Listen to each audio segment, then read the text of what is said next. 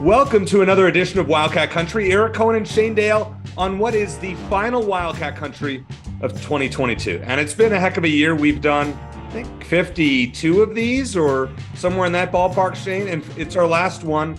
And it's fitting to have our most frequent guest on this program, the professor, Matt Moreno, going to join us later in the show. But Shane, it's been quite a year.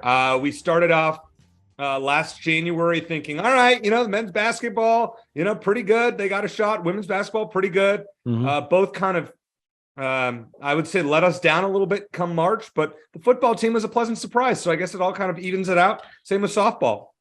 Well, the big difference between 2022 and 2021, a lot fewer coaching changes. Yeah, that was the big story of the 2020-21 athletic season at Arizona. A little more stability this time around, which is good. It's a good thing. Plenty of things to celebrate, plenty of disappointments. I think more to celebrate more good than bad. Certainly the football team starting maybe to turn that corner. Still got a ways to go, but some big wins. Obviously, bringing the cup home for the first time in 6 years is a big deal. Men's basketball team looks great under Tommy Lloyd, and we finally got the closure on the IARP decision after 82 years. So we're good there.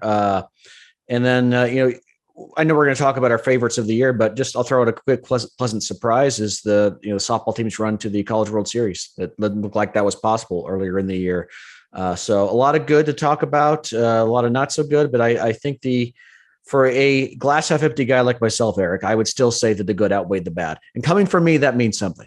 Yeah, I was going to say that definitely does. Well, let's get right into it. We're going to do, instead of buy or sell, presented by Ice Shaker. This segment is still presented by Ice Shaker, but it is a 2022 recap. So go.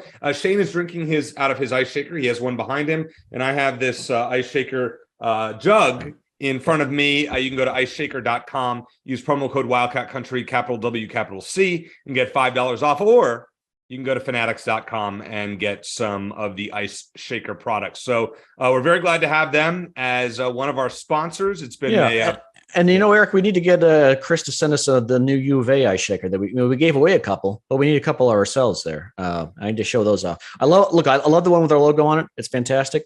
We need to get some logoed U of A ones as well. I'll reach out to Chris on that.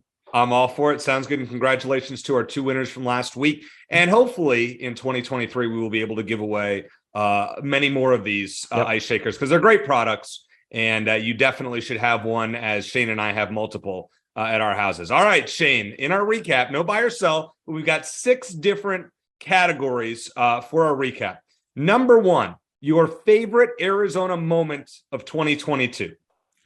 Well, we sort of went over it, I think, last week, but even though it was 4 hours of agony, it's got to be getting the cup back from ASU. The football team, and I think it signified. The football season as a whole, it signified that the Jedfish era can be a success. That there is hope for the team. The win at UCLA obviously was huge. The one at San Diego State, which you had a privilege to be at.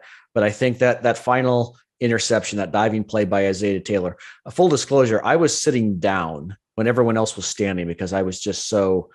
First of all, I was pissed because they gave the ball back. And then I actually watched that play. I could kind of see on the big screen, the Jumbotron, whatever it's called.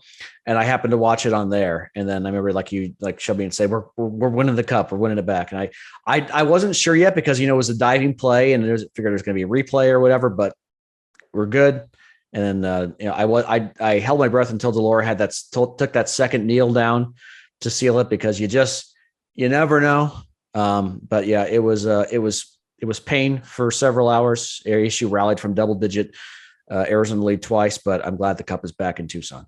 All right, I have a couple of favorite moments. I know we're supposed to narrow it down to one, but I'll go through these quickly. First of all, was the game, the ASU basketball game that I went to against Arizona in early February last year. Just getting to sit so close. ASU tickets were cheap at the time. And I unfortunately will not be going on Saturday because I'm going to the Fiesta Bowl instead. It's kind of a big game. We'll make picks on both games later in the program. But that was fun just to hear this team's cockiness up close and see how good they were. So that was number 1 for me. Number 2 is the San Diego State game. Just going out to San Diego, it was hot, it was miserable. And just to watch the San Diego State fans who thought they were going to steamroll Arizona just get crushed It was not a fun experience in terms of how hot it was, but just to be there in that new stadium, to christen their new stadium like that was beautiful. And third for me, I'm not going to go to the ASU game, Shane, because I was miserable throughout it, as you know, just kind of watching. That's fair. I expected Arizona to win that game significantly, or by more. And I'm gonna kind of intermingle this into number two, which is favorite game. So my favorite Arizona moment was walking out of the stadium against North Dakota State. And that was my favorite game. It was a 31-28 game. It was just really close. It was a great game. It really was a great game. And I would put that one, just the feeling of seeing a home win for the first time in a long time, was such a thrill. Because for those who don't know, you missed the Cal game due to COVID last year. Yeah, in 2021. So correct. So it was my first home win that I had seen since 2019. The other game that I was not at that really was fun, as we're transitioning into number two, was the Pac-12 tournament championship game against UCLA, where I'm like, Arizona's going to lose to the Bruins, but whatever, they're still going to get a 1 seed. And this was just a great Arizona performance in the second half. The Adama Ball breakout game. So that was one that stood out for me. How about you, Shane? Favorite game of 2022? Well, I'm kind of confusing moments with games, I guess. Let me mention another moment real quick, because I'm going to go back to the ASU U of A game in Tempe. There was a moment when U of A had 3 massive dunks in a row in that second half. I don't know if you remember. I think Coloco had 2 of them, and then Dalen Terry had a third on a fast break. Bobby Hurley could not call timeout fast enough after that third one.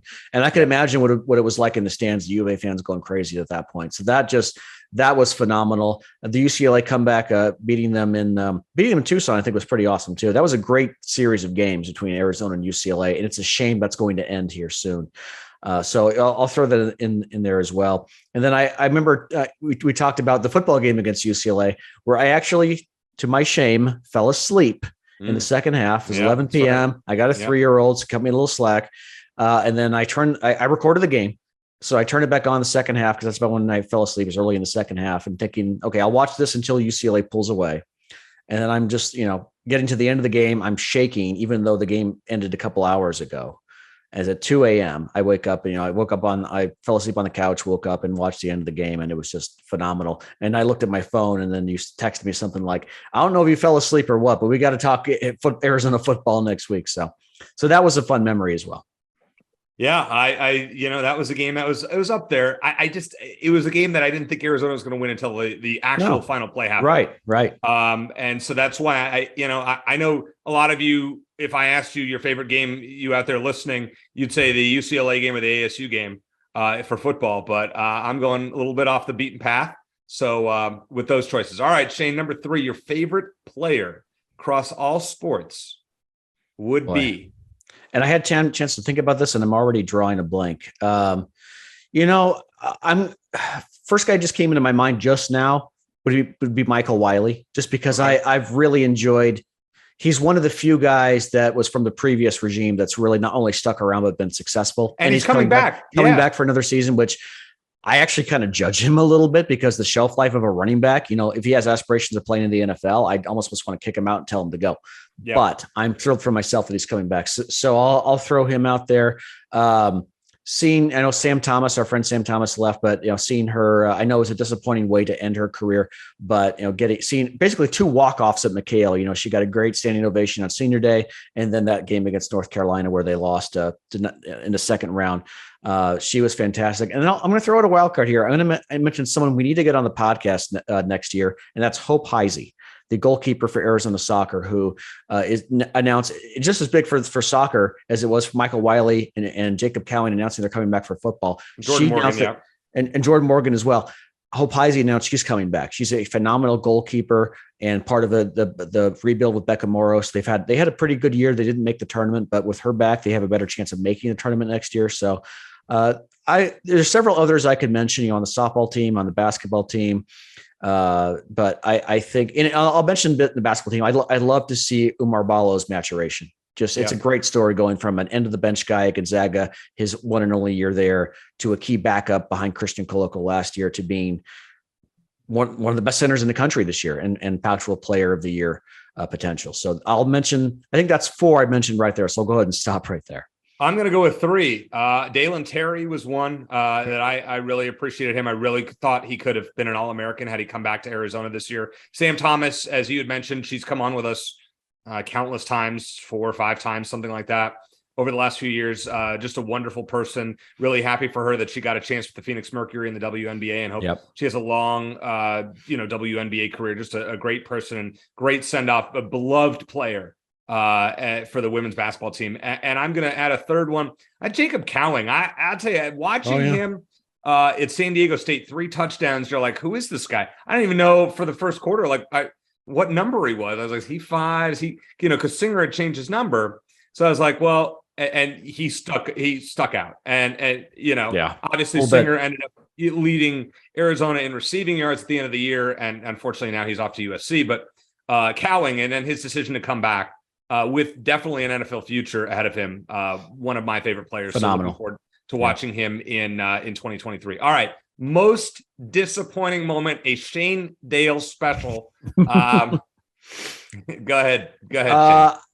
I'm going to mention the last 2 games for men's basketball last season. The TCU game, I know that they won, but man, they had to scratch and claw just to get past was TCU the 8 or the 9 seed? I don't remember, but I think they were the 8. Yeah. The 8. Okay. But either way, to get past that game. And then it bugged me that the players acted so arrogant after the game. It's not because it's not a sportsmanship thing, but it's like, if you're going to wave goodbye to the fans of an 8 seed you were supposed to crush, you better have beaten them by 30 points. Right. So that's my thing. But they did win the game, so I'll cut them some slack there. But then the game against Houston, a great season ended not with a bang, but with a whimper. It was one of those games that was it was close, but it really had the feel of a blowout. It felt like Arizona really just wasn't in it. They really didn't have much of a chance to win at just about any point of the game. And it was an awful matchup, but you hope for a little bit more from them. And so that was disappointing. Certainly the season as a whole was not. So I feel kind of bad mentioning that. But I think that just ending the game where they just didn't seem like they put up much of a fight, and they were just not ready for the caliber of Houston and their defense and their slow plodding pace. That was disappointing to me. Yeah. Just thinking back on, favorite game or favorite moment, softball. I mean, just the run that they went on had a really disappointing regular season to go to the College World It really was Series. amazing. I mean, we don't talk about that enough. I mean, the last couple of years, the women's basketball teams marched to the one basket away from to the national championship was the most out of nowhere for me. Right. But the softball team's run of the College World Series isn't too far behind. No, it was great.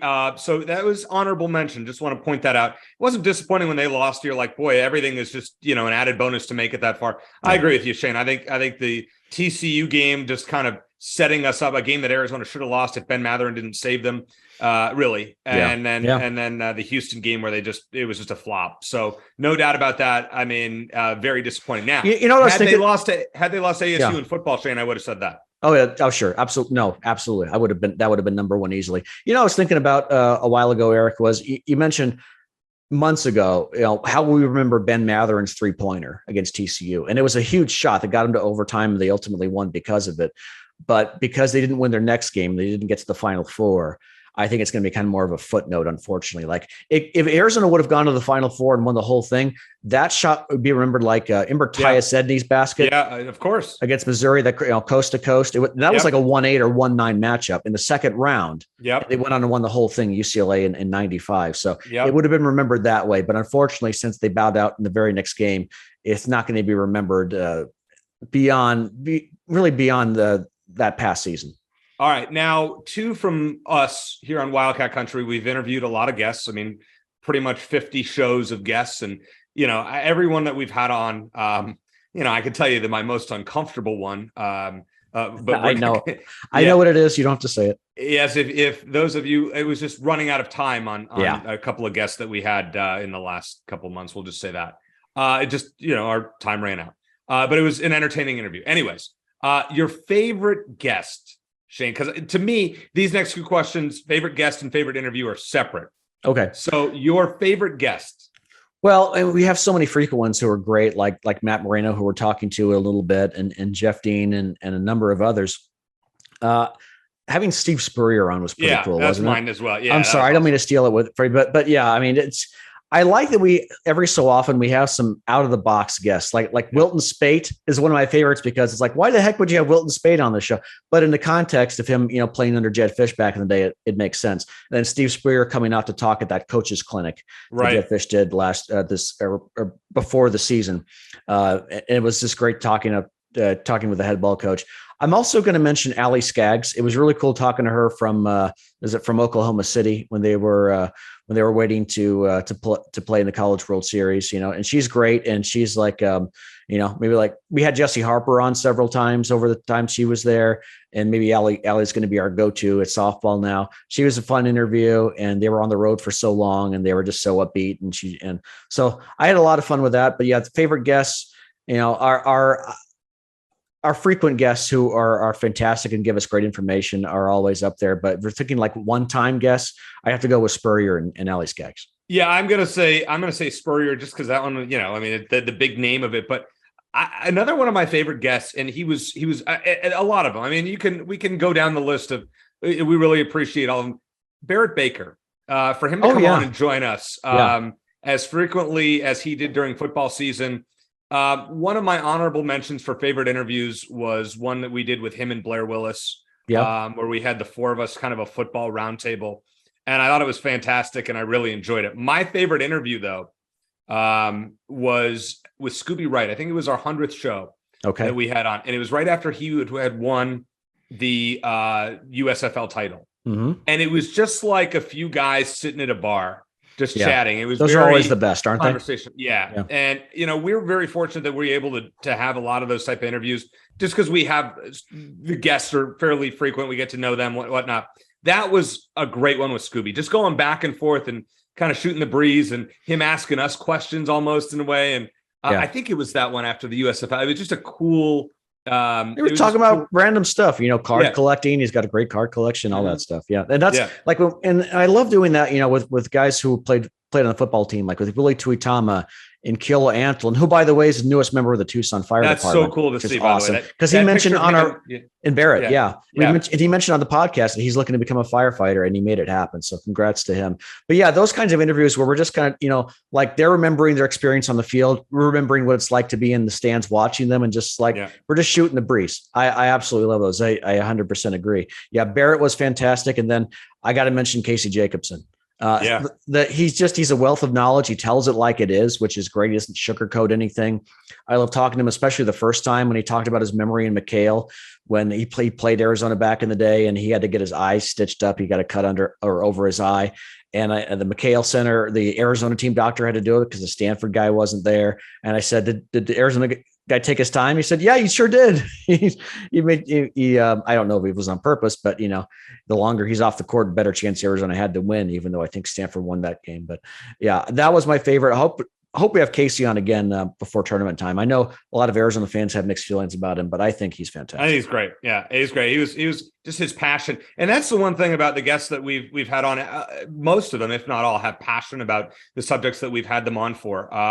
Even from our buddy, John Wall Street, Corey Leff, who'll come on and join us. Yep. He'll obviously is an Arizona alum, but when it comes to sports business, Jeff, when Jeff Dean comes on and his, you always know you're going to get the positive spin on things. Mm-hmm. We were very fortunate to have a great Rolodex of guests that we really are. We've really been spoiled and having so many great guys on and ladies. Yeah, exactly. And we hope that you guys at home who are listening or wherever you are at the gym or on the road, we thank you guys for doing that. We hope that you enjoy the guests that we have on, and hopefully you learn something new every week, or it gets you thinking.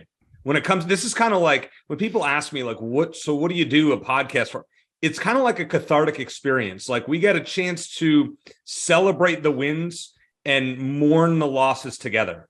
And I think that's what makes it so much fun, that when the women's basketball team went on that run the other year, we all got to celebrate it. And the softball team, we got to celebrate. And when the football team beat ASU, we finally got to revel in that together. And you guys contributing, whether it's social media, emails to us on YouTube. I love that part of it. And, I look forward to that continuing. Yeah. And, someone we haven't had on for a while, and we need to have her back on, is Adia Barnes. We had her on back when Jeff and I had the original version of this show, and she was just building the program, and the program wasn't, It was We've like had her on 3 times, I think, with us. Yeah, no, but I mean, we had her on when Jeff Dean and I had her on when she was just starting out at Arizona, and the program was in shambles, like the football team was a couple of years ago. Yeah, she's talking about her positivity, and I think she just signed on Kate Reese, who's still a star at Arizona, and to have her, to kind of go on that journey with her from that to talking to her before and after the run to the Final Four was phenomenal. So hopefully we'll have her on again soon. For those, several people have mentioned we need to talk more women's hoops. We definitely will going forward. And the women's team had a big win over Baylor the other week, and I think they have got some great games coming up. So we'll definitely focus on more on that as well. Well, coming up next, pick up your pencils, get your notes ready. It's time for the Professor Matt Moreno and our final exam of 2022 here on Wildcat Country.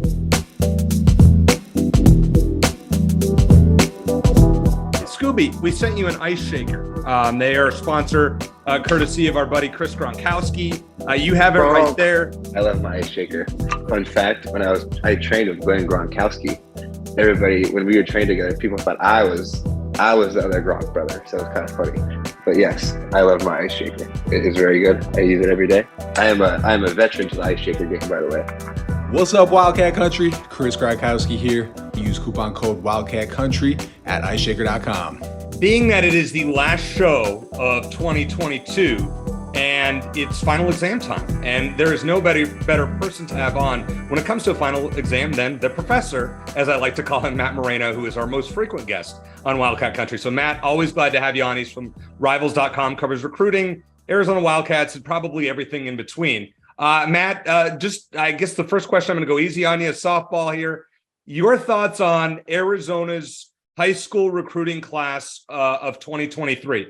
Are you impressed? Is it average, or is it not so great? It's above average. It's a lot better looking today than it was a few weeks ago. I think there were some definite holes in this group, and we've talked about it before, and it just was probably never going to be what the last class was. And there's a reason why it was so highly ranked last year, and obviously had some great pieces fall into place. I think when you add in, some of the transfers this year, someone like Justin Flo, I think it takes it up even a level. But to me, the real kind of thing that changed this was Raymond Polito flipping from Alabama to Arizona. I mean, that was really the big move. He'd kind of been building for a couple of weeks. Thought people were going to get to be surprised by it completely on signing day. That was kind of the word. Been kept pretty quiet that he was going to end up flipping eventually once signing day hit. But his dad went ahead and told a reporter from Alabama, hey, he's not going to sign with Alabama. He's going to Arizona. Kind of all happened very quickly, and everyone else had to kind of say, oh well, the jig is up. Everyone knows now he's going to Arizona. But that was one of the big ones where that's however you want to talk about it. Obviously, Alabama ended up getting the number one offensive tackle in the class. You could say, well, did he see the writing on the wall?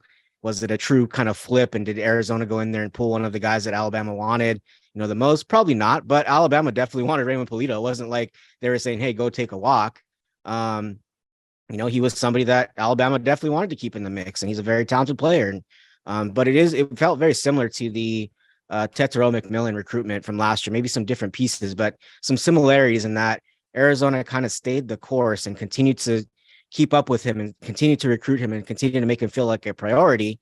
Brendan Carroll, never really stopped pursuing him. He showed up at a basketball game, during December when they could go out and hit the road. They just never stopped recruiting him. And I think that really paid off. They were one of the first schools to get involved with him. Very similar to someone like Tetero McMillan. And he eventually, I think, just wanted to stay closer to home. I think he saw, I'm going to go to Alabama. I'll probably be just another player at Alabama where I can stay closer to home, play for this school that really, really wants me, play for this coach that I really, really like. And I think all the pieces just added up where, eventually when push came to shove and it was like, hey, it's time to sign some papers and make this thing, for real. I think he decided, I'm going to stay a little bit closer to home. And Arizona was one of those schools that was closer to home that always continued to stay, in the mix with him. And I think that was the one that really, for me, kind of pushed it over the top. There were some really nice pieces, of course. Malachi Riley, adding someone like him in to the mix was a big deal. Signing some of the players that, were potentially could go other places. Rhino was one of those offensive linemen recruits who was dabbling with, taking some other visits and looking at some other options. Colorado was kind of out there lurking a little bit. Arizona signs him. So I think, all in all, Arizona did, a really good job of closing. And I think that's something that now, as you start to see what Jed Fish does and see how he goes about building a recruiting class, I think the thing that we're learning is he's going to be able to close really strong at the end of the cycle, which is now December. It used to be February, but for all intents and purposes, it's now, December is the end of the recruiting cycle for most teams, and for Arizona, that's going to be the case. But that's what it feels like for Jed Fish, is that he is going to be someone who closes strong and kind of saves his best for last. Which, well, I'm sure we'll talk about this next, but it's not done yet. There's still someone out there that they really want that could even add, to the class again. All right, before we get into that, Matt, I want to get the negative stuff out of the way, or the potentially negative stuff. Obviously, Dorian Singer leaving is a big deal. They're going to miss him. On the defensive side of the ball, Christian Roland Wallace leaves, Keon Bars leaves, Paris Shan leaves. Number one, are you surprised by that development? And number two, do you think Arizona is going to be able to fill those holes and maybe even then some under Johnny Nansen next season? Yeah, I mean, it's one of those things that I think it's not a huge shock. I mean, I think there was even conversations last year, even when the coaching change happened, where you said, well, Keon Barr is one of those players who could potentially contribute somewhere else, maybe a school like USC. Same for Christian Roland Wallace. Both of those guys grew up in that area. Players there just always want to go to, USC. That's one of those schools that they always want to play at. So I was almost a little bit surprised that they ended up sticking around and staying as long as they did. So it's not a huge shock. Dorian Singer's kind of the one I think catches a lot of people off guard, because you say, well, what could he have, in terms of production and the attention to his position and just touches that he's going to get? Where else is he going to have that, better than Arizona? Because he was a featured player. He was showing himself to be probably the top, receiver on the team. He was, in terms of yards, the top receiver in the Pac-12. He just accomplished all that at Arizona. What else does he need to look out for? But when you're talking about, football in 2022, and we're getting close to 2023, NIL matters. Exposure matters, winning matters, trying to be, part of the college football playoff matters. And for a lot of these players who are not guaranteed to be first round NFL picks, they say, what is my best path to get to the NFL? And a lot of those guys think it's just being out there and being, having exposure and having a chance to be seen. And so I think for a lot of those guys that, ended up leaving, I think that's part of it. Feeling like they're going to be more in the spotlight in LA. And for Dorian Singer, I think there's been kind of an idea of, well, he's going to get lost in the shuffle. If you listen to people on USC side, he's going to be their star receiver. They're looking at him as being the number one receiver in LA. And that's part of the conversation. I think that was part of the sell. So it's not going into it. He's not going to be someone that's, planned to get lost in the shuffle. He's not going to be one of a bunch of guys. They really want to feature him there. And I think, when you can sell that to a player like that, who doesn't necessarily have the same kind of ties that other players do that come from in-state. If you remember Dorian Singer, he was from Minnesota. He played in Phoenix for 1 year and then went to Arizona. He doesn't have that same kind of firm connection to the state and say, this is my home. Right. He's kind of like many other people from, Arizona, where he's just kind of found his way to Arizona, but he feels like he's from somewhere else. And so I think that played a part in it as well. There wasn't that necessarily, true, I'm an Arizona type of guy where he felt like he had the need to stay. And I think a lot of it is just these opportunities. I mean, it's kind of the name of the game in college football right now. It's a lot about me versus it is the fans and the team and my teammates and my coaches and everybody. It's a lot about the individual right now. And I think fans are going to have to get used to that. I know there's a lot of frustration about it, but that's just kind of the way of college sports right now. Yeah, so let's talk NIL, Matt. Another two-part question for you. Number one, how well positioned is Arizona in terms of NIL deals compared to maybe some of the rest of the Pac-12 schools? And number two, are players more focused on that right now versus going somewhere where they can get to the next level? Or is it something like a mix of the two? I think it's kind of a mixture of the two. I think Arizona's in a good spot. I don't think they're in the best spot. There's obviously always going to be some schools in some bigger markets that have a chance to really do some things with NIL, and just by the nature of where they're located, have greater opportunities to do those things. But Arizona is definitely in a lot better position than a lot of the programs in the Pac-12. A lot of them are really struggling to figure out how they're going to approach this. And I think you're seeing that with certain players leaving the portal or leaving to the portal and saying, this isn't the place for me, because I think there's a lot of programs that are struggling with that and trying to figure out how to make it all work. I think Arizona fans can feel confident that they're in a good position. They're not in the upper echelon. They're not in the elite. They're not going to be able to compete with Oregon and USC. Those are just their machines. They have a lot of money behind them, and Same as it's always been, then, really. Right. Yeah. And so I think if you're an Arizona fan, I think you should feel confident that there's at least progress being made there, and you're going to be in a better position than a lot of the other teams in the Pac-12. But I don't think that's the main thing. As much as I think fans want to make that connection and say that is the only thing that they're worried about, I do think it's important for a lot of these players. I think it's part of the overall package that they're presented with. But going back to even when these players are coming out of high school, the one thing that continues to come up more so in the last few years than I can ever remember is the NFL. And how can I get to the NFL? Who's going to put me in the best position to get me to the NFL? That's why Arizona has been successful at that recruiting. Jedd Fisch has those clear connections to the NFL. A lot of coaches on his staff have a clear connection to the NFL. You know, Bill Belichick on campus, you know, having the New England Patriots practicing on it's all geared toward, hey, this is the path to get you to the NFL. And that's what a lot of teams are selling. And that's what a lot of players are looking for. I talked to Keon Bars, you know, after he entered the portal and before he ended up picking USC. And he mentioned, I didn't want to poke too much, but I kind of asked him, you know, what was the reason? He said, I just want to get to the NFL. I know I have a very small window to do that. And I feel like I want to find the place that puts me in the best position to do that. I felt like that was somewhere else. And so, you know, we'll see how it all plays out for those guys, but NFL is by far the number one thing that all these players are looking for, whether they're coming out of high school or in the portal. And they think, yes, if you can, you know, collect a nice check through NIL kind of before that and before you get to the NFL. And so, like I said, a lot of these guys know that, hey, I'm not going to be a first round pick. If I get drafted, my money isn't guaranteed. I might as well go somewhere that's going to, you know, facilitate me getting some money now, because I don't know that it's guaranteed next year, in a couple of years. All right, Matt, I said this to Shane last week, and you may think I'm a moron for suggesting this. Never. I basically said that, well, you may with this, basically said that for teams like Arizona, high school recruiting doesn't mean nearly as much as it once did, with the transfer portal being much more significant. Do you agree or disagree with that statement? I'd agree with that. I think there are some caveats to it. I think that you can be more selective. And I think if you're really good at recruiting, like Arizona is proving to be under Jedd Fisch, and you can really identify some key players, I think in someone like Raymond Polito, you know, you can really say, we're going to harness all of our energy that we maybe would have had to spread out over hundreds and hundreds of recruits. And we can focus on this one guy, and we can really make an effort to land him. I think that's where you've really seen, I think, Arizona kind of have success in this portal era, is because they have done that. They've really focused their energy on the right guys. And if there's one thing that you can really applaud Jedd Fisch and his entire recruiting staff for, is identifying the right guys that eventually they know will want to come to Arizona.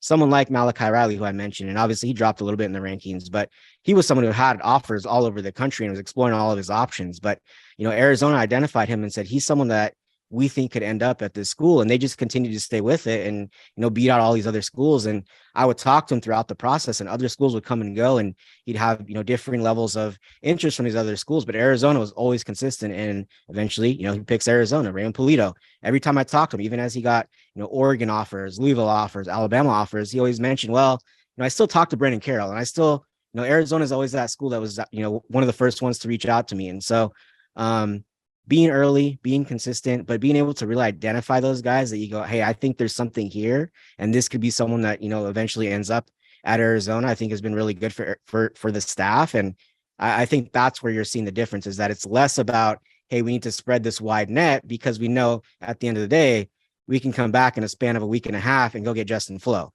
It doesn't take as much effort. You don't have to put in the miles to go recruit him. You just say, hey, come out to campus. We have an opportunity for you.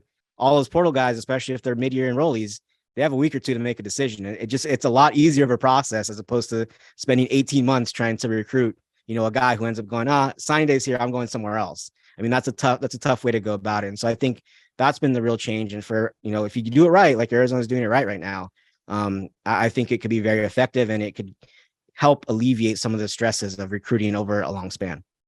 Being that this is our final exam in 2022, I remember one player that you discussed, I believe, over the summer, who I believe you alluded to as well earlier in this conversation, and that is Leviticus Sua, who is still on the board and is making his decision in a little over 3 weeks at the Polynesian Bowl. Tell us about Arizona's chances of landing him, and if they do get him, how big of an impact it would be. Yeah, I mean, just as I think as good as ever in terms of their ability to land him. I don't think it's gone down any. If anything, it's grown. Stanford's still in the picture, but obviously going through a coaching change there. UCLA has kind of built some buzz and generated some buzz, but there too, they're kind of more focused on the portal, even more so than a school like Arizona, where they know they can go and find some players in the portal who are going to be effective right away. I've added, a linebacker from Cal, Femi Oladejo, who's one of their top players at Cal already this offseason, a linebacker. So I think Arizona is in a very good position to land Leviticus Sua. As we mentioned before, just a multi-year starter for arguably the best team in the country over the last few years. Everything that Arizona would want in a middle linebacker, and he fits right in with what they need. I think he would have some time now that you have Justin Flo to kind of end Jerry Roberts return. You have some time to kind of ease him into things. He's not going to be a mid-year enrollee. That's why he's deciding after this early signing period. So he doesn't have to sign until later in the year. But it's somebody that I think Arizona fans are really going to like if he ends up picking Arizona. But I think they're in a very good spot with him. Would add some more depth to that linebacker group and give them some direction, because as much as Justin Flo was highly ranked by rivals, both as a high school recruit and a transfer, you still don't really know what you're going to get from him. He hasn't proven a whole lot at the college level so far. I think Arizona's coaches are hoping it's very similar to something like Hunter Echols, where maybe he was just, injured, didn't get used as much as he should have. And now the new change of scenery, playing in John Anson's scheme, kind of opens something up and unlocks something for him. I know the coaching staff still feels that the talent is very much still there, but Leviticus Sua gives you some kind of insurance in case that doesn't work out. But also if it does, hey, you just have some more depth, and then he can take his time and really develop. And then when you need him to be your starter, it's kind of like a traditional, what you would think of in college football, where, okay, he's had some time to get ready. Whereas kind of the new way is, hey, get out there. And if you don't work out, we'll see you later, because we know you're leaving in the portal and we'll just bring somebody else in. So I think it'll be a chance to give them some longevity at the position. I know he really likes the culture that they've built as a Polynesian player. And if you look at, Twitter and social media, there's a lot of the players that he's grown to know that are part of the team now or just signed with this class that are really continuing to push for him to go to Arizona. And I think he's found a real brotherhood at Arizona that he really likes. And so I think there's a lot of things working in favor of Arizona. And maybe I'll get in trouble for this, but the one thing is the academics, are really have been a real big priority for him. And that's why he's always kept Stanford in the picture. That's why he's kept, UCLA in the picture. He really values those things. But I think it just feels like the right and natural fit for him at Arizona. And hey, academics aren't bad at Arizona. He can find something. He can find something to major the Harvard of the Southwest is what I call That's it. right. That's right. But I think, again, with him, I think it comes back to the NFL. I think it comes back to, again, I think really if he picks Arizona and he goes with Arizona, I think it's going to be the culture and just feeling very welcome at Arizona and feeling like, hey, I know a lot of these guys. And he's mentioned it to me before when I talked to him. The Polynesian culture is just something that he feels very warm to him at Arizona. He feels like, hey, I can just be myself. And, my teammate knows where I'm coming from, knows, what area my family's from, and kind of has that same background. I think that really does mean a lot to him. And, that's another thing that Jed Fish has really tried to, build there. And so, again, there's not a lot of wrong that Jed Fish is doing right now. It's just, you're fighting an uphill battle in a lot of different ways with, movement going around and the appeal of the Big Ten for schools like USC and UCLA and, Oregon kind of having a refreshed look about it. And, but I think if you're Arizona, you're in a good position, you're kind of continuing to build. And I think the close to this cycle was big for Arizona and continuing to push things forward, because I think if they don't have, some of those guys commit at the end, it doesn't feel as good as it feels right now. But I think for Arizona, I think it's one of those things where, okay, this is another stepping stone and you can build off this class. If you add Leviticus Sua, pushes it up another notch for sure. Matt, do you have any idea what happened with, and I'm probably going to butcher his name, Trek Kekahuna, who committed on national TV to Arizona and a few days later? It was a strange one. I haven't really dived back into it just because, it's one of those things where he's gone and he's signed and worry about it when he gets to Wisconsin. But yeah, it was a really strange situation. He was pretty undecided when I talked to him initially. I think he everything was really open-ended when he decided, hey, I'm going to decide this Saturday.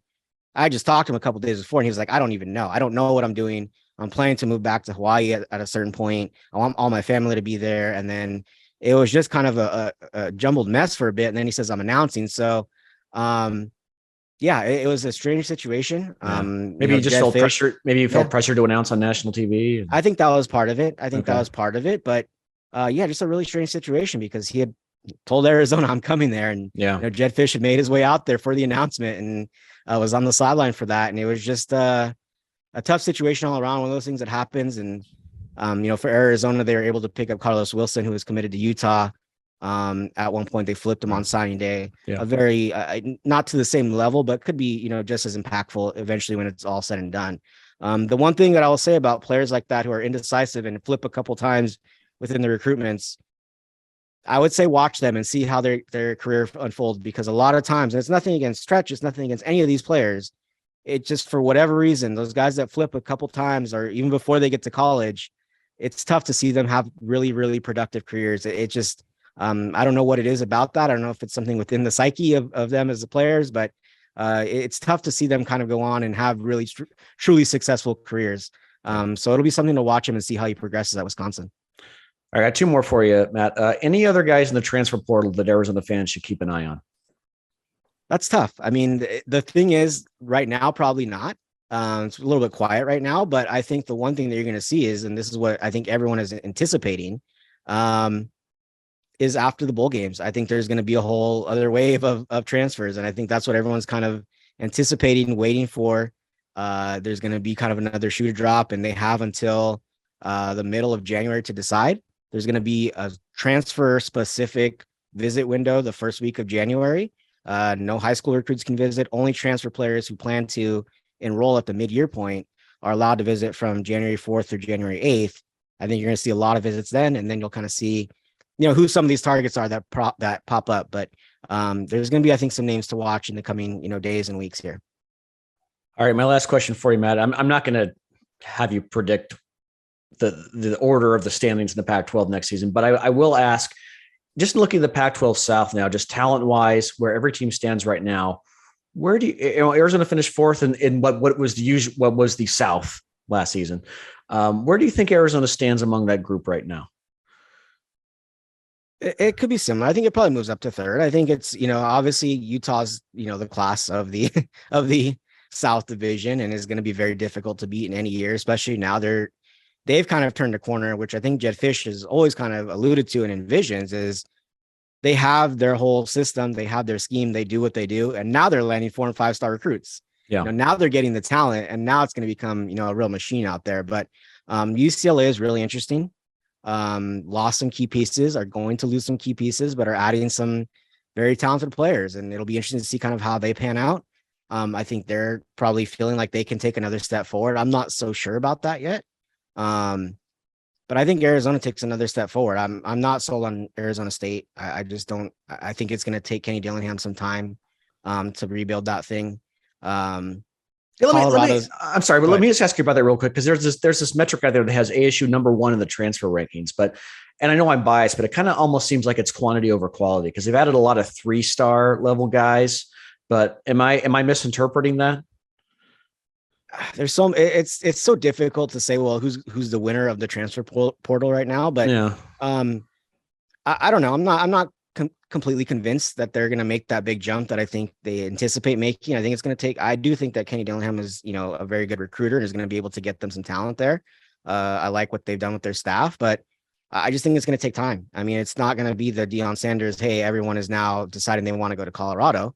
It's going to take some time. And so, on that note, another program that's in the South that I think it feels like they're getting everybody, but there is a lot to fix there. And I think that's what people are forgetting. And even Colorado fans are feeling like, oh, it's happening. They're going to be playing for a national title very, very soon. But yes, they're getting very talented players, but it takes time. And I think people forget how bad that team was. That team was really bad this season. And, maybe one of the worst that any of us have really ever seen at the Power 5 level. And I think it's going to take them a while to get back to where they want to be. And, yes, Deion Sanders has worked through the portal and, worked through recruiting to get them, some really talented players, but I think it's just going to take some time for them to get where they want to be. But I think Arizona's not in a bad position. I mean, for them, it's just about taking steps forward.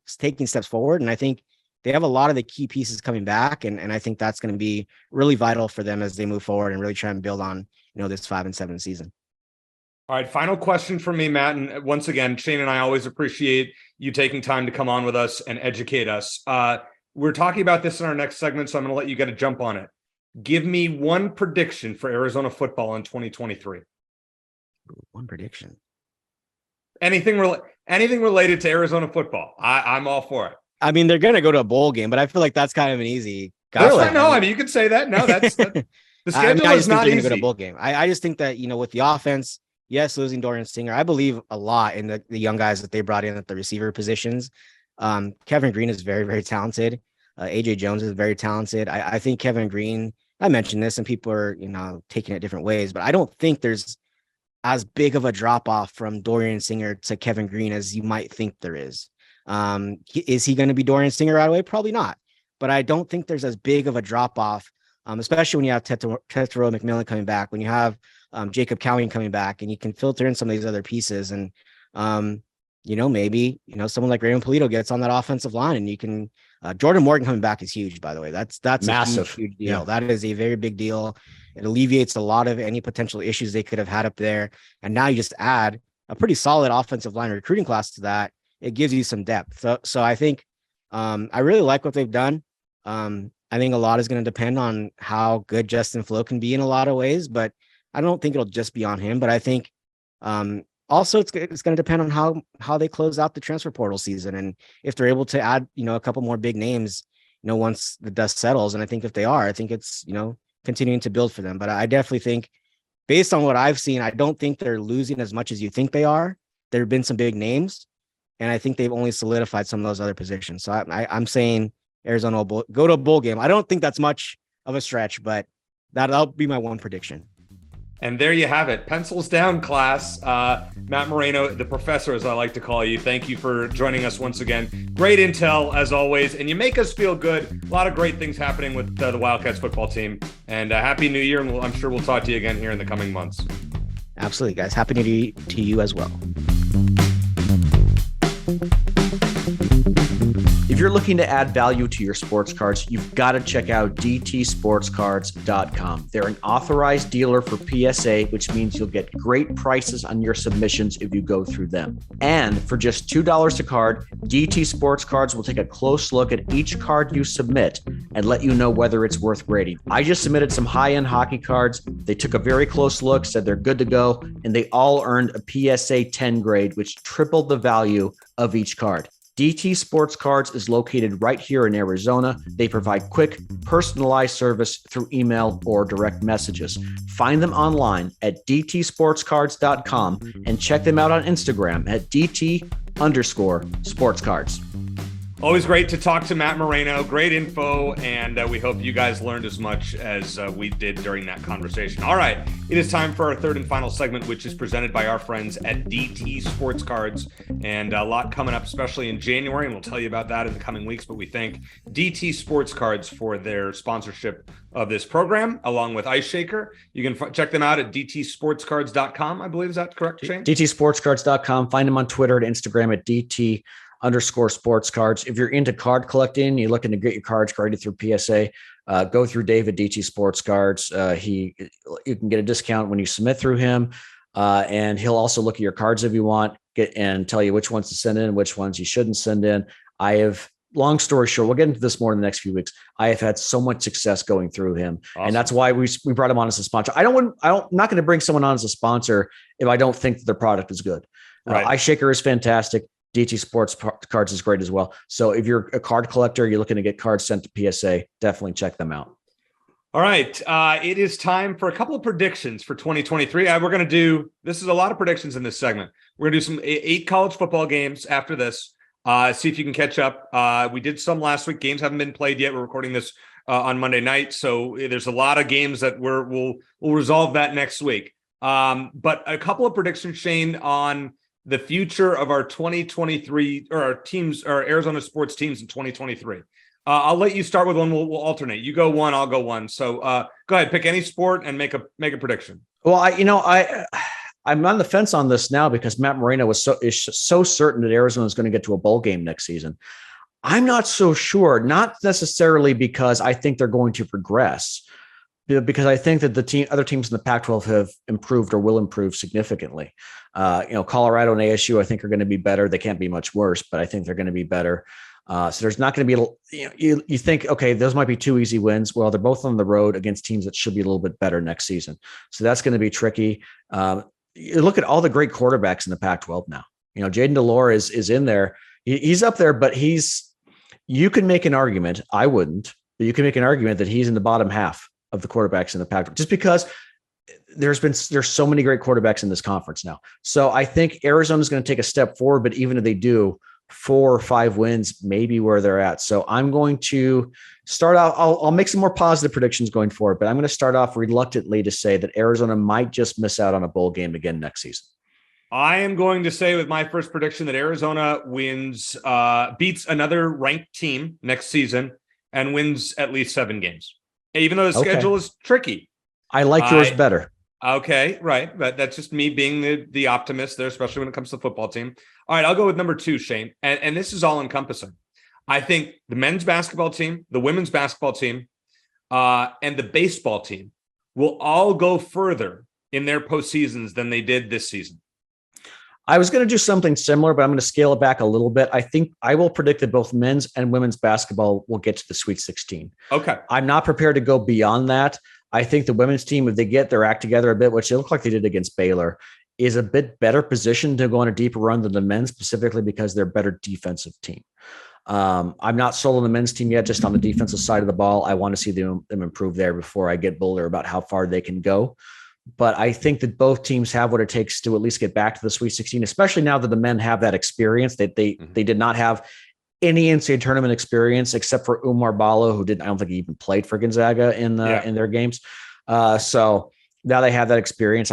Just for that reason, I think they're going to get there. And the women, I think, are a better team than they were last season. I think they're going to move up the rankings here sooner rather than later, and they're going to at least get to the Sweet 16 this year. I am going to say at least Elite 8 for men, at least Sweet 16 for women. Wow. And I think that the baseball team, once again, there's a lot of, who knows? I think they're going to make it to super regionals. Just a hunch. And maybe I'm being overly optimistic. Obviously that one is, I don't know enough about because we don't know what the makeup of the team looks like. Just a hunch play. So those are a few predictions. If you have yours, tweet us at CatCountryAZ.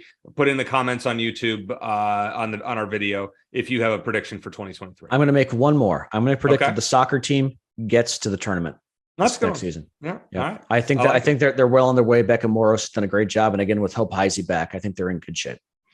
All right, we've got we picked 4 games last week, 4 college football games. None of them have been played yet. I have Wisconsin, Oregon, Oklahoma, and Washington against the spread. You have Oklahoma State, Oregon, Florida State, and Washington against the spread. So we will differ on those. Okay, we have 8 games. We're going to go through these quickly, Shane. The Arizona Bowl, not that I really want to pick it, but it's played at Arizona Stadium. Mm-hmm. Ohio is a 1-point favorite over Wyoming. Who you got? I'm going to go Wyoming for the kind of reason that my wife would pick a team in the NCAA tournament. And that's because I used to work for someone at the Casa Grande Dispatch who was a Wyoming alum. That is my super scientific reason to vote to pick Wyoming to win this game, because I know nothing about either team. I'm going to go reluctantly with Wyoming. Ohio had a good year. They flopped in the MAC championship game, so I'll pass. Go with Wyoming. Craig Bowl, former North Dakota State coach. Just that whole North Dakota State connection. We'll go with that. Okay. To win at Arizona Stadium. Okay. Sun Bowl, UCLA -5.5 against a depleted Pitt team. I think UCLA rolls with the DTR, and Zach Charbonnet wins this game by at least 10 points. Yeah, I think so. I think UCLA, I don't know about, I think 10 points or so is about right. Yeah. UCLA, I think there's no excuse for them not to win this game. I know they had kind of a disappointing end to their year, but they're better than that. I'll go UCLA. Okay, we're gonna both agree on UCLA here. All right, first of the big games, Orange Bowl. Clemson is a 5.5-point favorite over Tennessee. I like Clemson to cover this. I know it's risky, but I'm not buying into Volunteers backup quarterback Joe Milton. Not a fan. Going with Clemson. Yeah, without Hooker, I that's a real tough sell. I reluctantly will go with Clemson as well. My heart says Tennessee. I'd like to see them finish the season on a winning note, because I know they had aspirations for more than this earlier in the season, but my brain says Clemson. I'll go with Clemson as well. Sugar Bowl, Alabama's a 6.5-point favorite over Kansas State. Now, originally when I picked this game, I assumed that Bryce Young and Will Anderson, 2 likely top 5 picks for Alabama, would not play. looks like they are going to play. Alabama's a 6.5-point favorite. Who you got, Shane? Yeah, they play. It's got to be Alabama, right? I think that it'd be cool if K-State won. Now, I think a lot of times in these situations, though, to be fair, teams that expected to do better, expected bigger things, to be in a bigger bowl, and Alabama obviously expects top 4 every year. Maybe there's a bit of that letdown, because I think that does happen sometimes when players kind of mentally check out. With that said, I think the talent level, especially with Bryce Young starting, is just too much for Kansas State to overcome. I'm actually going to take Kansas State with the points here, Shane. I just don't see Alabama as being motivated to be in this game, and I don't think they feel like they have anything to prove against Kansas State. So I'm going to take – I would also consider sprinkling a little bit on the money line just in case Kansas State is ultra motivated and can move the ball. I think it'll be a high-scoring game, though. Cotton Bowl, Tulane is a 2-point underdog against USC. Now, Jordan Addison, top receiver for USC, out. I'm just not buying into, at this juncture, that Caleb Williams is playing in this game. I think Tulane is going to be ultra motivated. I don't think USC cares one bit about this game. I think Tulane wins the game outright. Yeah, Caleb Williams or not, I think USC is just a bridge too far for Tulane. It'd be a great story if Tulane won, but I think UCLA wins and covers. Or you mean USC? Yeah, I'm sorry, USC. Yes. Hey, the line is just so fishy to me. At only. Yeah, it is weird, isn't it? Yeah, maybe I should rethink it, because usually when you say the line's fishy, usually you're onto something. That one, so that's why I'm going with the Tulane in the fishy line effect. All right, Rose Bowl. I love this one. Love this pick. Probably one of my most confident close game picks of the postseason. Penn State is taking on Utah, who's a 2.5-point favorite. Now, the Utes lost last year to Ohio State in the Rose Bowl. They're without Dalton Kincaid, and I think it's Clark Phillips who's their corner. Arguably their two top players. But this team is so excited to be there. Should have a large crowd. I think Utah wins this game by 3 to 10 points, something like that. I think it would be fun to watch. I think Penn State finds a way to win. Penn State is not. I don't think either team is really that. I mean, basically, you have the third best team from the Big Ten in the Rose Bowl, and then you have. I know Utah beat USC twice, but the second, maybe third best team in the Pac-12. So. I think my gut is just telling me Penn State finds a way to win, and Utah fans go home disappointed again. I guess we'll find out. I love Utah here. I just think the motivation here, Penn State, I don't think really cares. They're without a few of their big guys as well. All right, the 2 semifinal games, Shane, and get ready for these. TCU is a 7.5-point underdog against Michigan. Now, this is why I'm going to miss the Arizona ASU game on Saturday, because I'm going to this. I love college football. I was hoping that this would be the late game, and then I could go to the basketball game at noon. Unfortunately, it never works out that way. All right. I like Michigan, Shane. I like Michigan big over TCU. I'm just not a believer in TCU. I think this is at least a double-digit spread here. I'm taking Michigan. As cool as it would be to see Sonny Dykes coach in the national championship game, and he's had a great year. It's great to see him with all the success he's had. Yeah, I think that TCU finally is. We're all waiting for the other shoe to drop, and it started to against Kansas State, and I think Michigan rolls in this game. I think it was hard to know just how good Michigan was until we saw what they did against Ohio State. I think Michigan wins by at least a couple touchdowns. Okay, in the Peach Bowl, here we go. Ohio State is a 6.5-point underdog against Georgia. Game is played in Atlanta, so Georgia has a distinct home field advantage. Ohio State, let's be honest, they're very lucky to have made the playoff. Georgia only giving 6.5, this great Georgia team, defending national champs. Something seems a bit off. Shane, I'll let you make your first pick. I like a Michigan-Ohio State rematch in the national championship game. Wow. I'm going to take Ohio State straight up, and it's just a gut feel. I feel like Georgia – they've earned their way here, obviously, but I feel like they kind of fall asleep at times. That game against Missouri is still stuck in my head. I know they found a way to win, but I think Ohio State, they were pissed after losing home to Michigan, and then they got a reprieve. And I think a lot of times when you see teams that get that second chance, they take full advantage of it. So I think Georgia, I think this is the end of their I don't know, you call it a mini dynasty or whatever. I think Ohio State goes and basically will be a road game for them, even though I think Ohio State fans will travel well. And I think Ohio State wins the game outright. I do too, Shane. I think I was going to see if I was the only one who was crazy enough to pick it. Nope. I really like the Buckeyes here. And that line is telling. I think Georgia should be a 10-point favorite. You would think, they're going to roll over this Ohio State team. Think back 2014. Well, Arizona, we know, made the Fiesta Bowl against Boise State. Ohio State beat Alabama in the Sugar Bowl, an Alabama team with Derrick Henry and great that nobody thought would get beaten, and they were.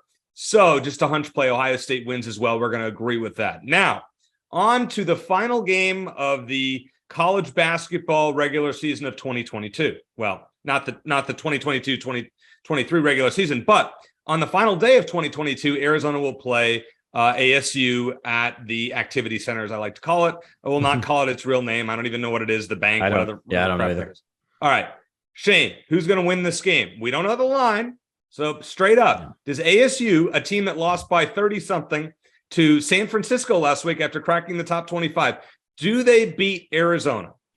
Well, first, I want to mention real quick, the women host ASU this week. And I want to mention that real quick because I think Arizona wins that game. I think they roll with ASU without Charlie Turner-Thorne and Jade LaVille jumping ship from ASU to U of A. So I think the women were going to take care of business against ASU. Last week, Eric was prepared to pick ASU to win this game just because this is only going to be Arizona's second true road game of the season, even though I know there's always a lot of U of A fans in Tempe. But that game against San Francisco, I think it's going to be a close game. But I think Arizona wins because I think the ASU was exposed a bit. I think they're a good team. They could still be a tournament team, but they were never top 25 good. And I think that it's hard for me to imagine ASU going from losing by almost 40 points at an unranked San Francisco team to going back home and beating number 5 Arizona. I think they're going to give Arizona a hard time. Whatever the line is, I might take ASU to cover. I'm assuming it might be like Arizona by 8 to 10 points. It'll be less than that. Less than that, but so I don't know. But I think I just can't pick Arizona to lose this game after the egg that ASU laid last week. You gave all the reasons and logic that I was going to give. I think it will be close. I think it's going to be Arizona a come from behind win in the second half, win by 5 to 7 points. Remember they got behind early last year too, like 16-1 or something like that. Yeah, and then they came back and destroyed it. But I don't know if this year's team, the ASU obviously will have more fan support than they did last year. There will be plenty of Arizona fans at the bank. But I think the Wildcats somehow find a way, rally in the second half, and end 2022 on a good note for Arizona sports teams, and good luck to the women's team as well. Going to be close and a lot for us to discuss next week on the show. All right. I just want to thank all of you once again for listening. Shane, happy New Year to you and your family. Let's hope it's a positive one for all. And to you as well. And hope you enjoyed your Hanukkah. We had a great Christmas. Happy New Year. And hopefully we have more, just like in 2022, we have more good than bad to talk about for Arizona athletics in 2023. It's been a lot of fun. We started this once again in 2020, and now we're going into 2023 and still going strong. So we appreciate all of you for listening, downloading, watching us on a weekly basis. We are most grateful for that, and we hope to continue to provide good dialogue and good discussion and just thought-provoking, everything thought-provoking going forward. So I want to thank Matt Moreno once again for joining us. I want to thank our sponsors, Ice Shaker and DT Sports Cards. For Shane Dale, I'm Eric Cohen. Thanks for listening. Happy New Year. And as always, bear down.